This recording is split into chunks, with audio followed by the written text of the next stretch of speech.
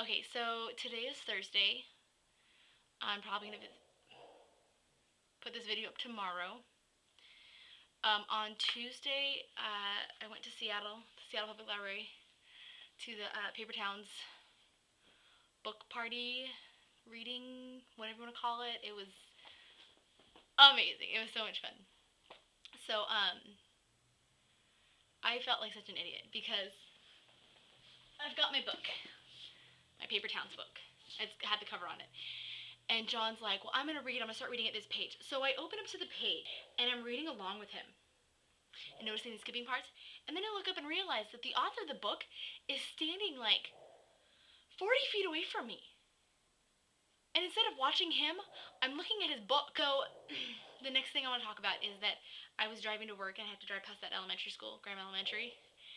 And it said, welcoming authors Bill and Carol Wallace.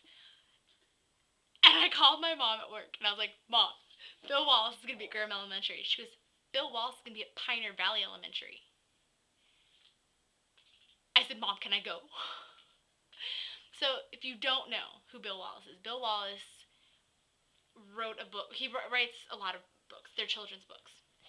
And the one book that he wrote that stands out in my mind the most is called A Dog Called Kitty.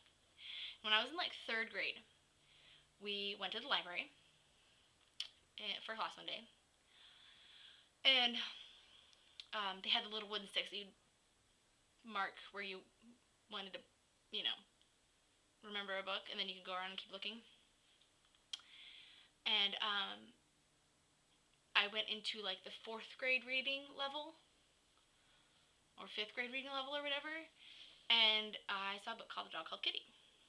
So I picked it out and checked it out. And I took it home, and I laid in bed, and I read the book. Well, actually, it might have been the day after I got the book. I'm not sure. So, one night I was in bed, and I was almost done with the book.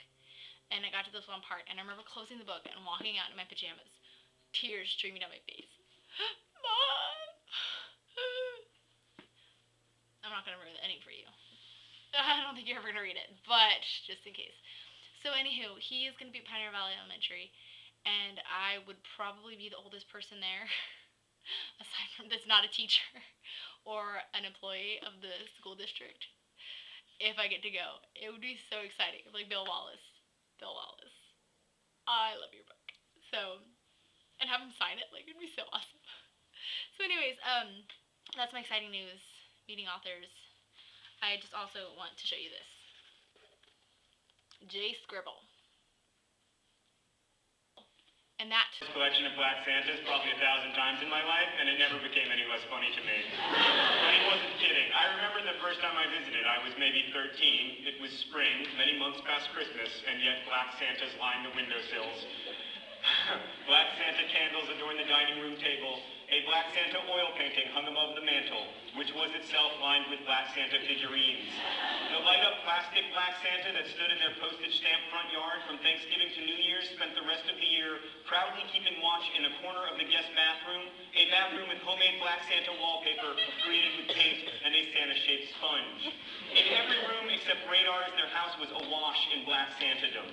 Plaster and plastic and marble and clay and wood and resin and cloth. In total, Radar's parents owned more than 1,200 Black Santas of various sorts. As a plaque beside their front door proclaimed, Radar's house was an officially registered Santa landmark, according to the Society for Christmas. and that.